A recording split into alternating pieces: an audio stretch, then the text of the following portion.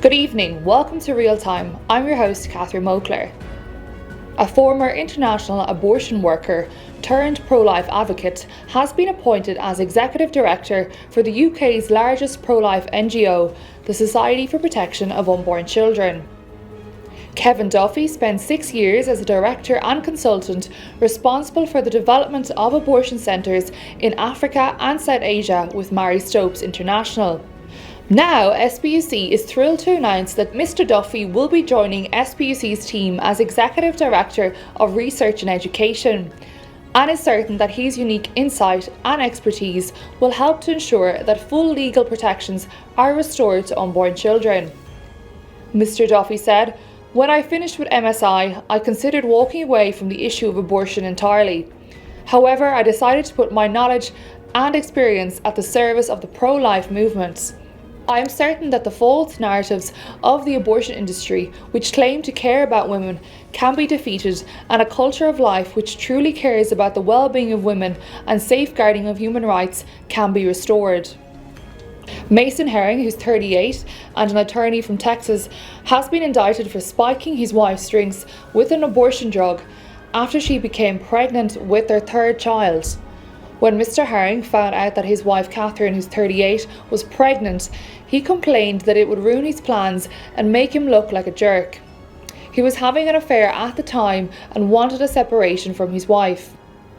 Mr. Herring then spiked his wife's drinks on repeated occasions with the abortion drug misoprostol. A secret camera installed in the family home caught Mr. Herring spiking a glass of cranberry juice. Mr. Herring has now been charged with assault of a pregnant person and forced abortion. The baby survived. A SPUC spokesperson said, "Forced abortion, either in secret or through coercion, is a blight on many women's lives. Up to 15% of women in Britain, which abortion apologists consistently choose to ignore, despite the overwhelming evidence showing that this exists and is widespread." A mother who resisted pressure from her fiancé and family to abort her son has recounted how a pregnancy centre provided her with the vital support and encouragement she needed to fight for her son. She now works at the same centre in the United States. Faith Dalton was 21 when she first became pregnant. Her fiancé pressured her to have an abortion, telling Faith that he would not marry her unless she aborted their child.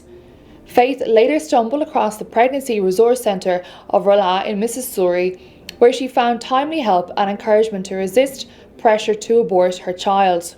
Faith's son Noah is now 5 years old, and he also has a younger sister, and they all share the same birthday, the 4th of August.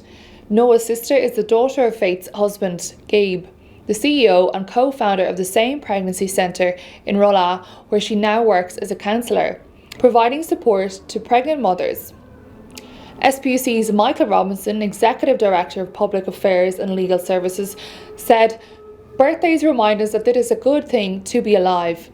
And what a wonderful birthday present Faith has had twice, in the beautiful gifts of a son and daughter. While it is a sad fact that pregnancy centres are needed in society to support mothers who find no encouragement elsewhere, such pro-life initiatives save lives and souls, and in the case of Faith, even helped her to meet the pro-life man of her dreams." 4 pro-life activists have been charged with hosting a Red Rose rescue event at an abortion facility in Flint, Michigan. The charges stem from a Red Rose rescue at the Women's Centre of Flint and Saginaw in 2019. Red Rose Rescue is a direct action in which activists enter abortion businesses, hand out life-affirming literature, red roses, and offer hope and financial resources to the patients at risk of exploitation by the abortion industry. But the pro-life activists have since been charged with disturbing the peace and trespassing. "We are living in the midst of a genocide, and it's no surprise that the institutions which allow for the exploitation and murder of thousands of unborn children in the state are inflicting further oppression onto those like Lauren, who dare to challenge their agenda," said PAU founder and executive director Teresa Bolkovanak. From SPUC's newsroom, I'm Catherine, and this is Real Time.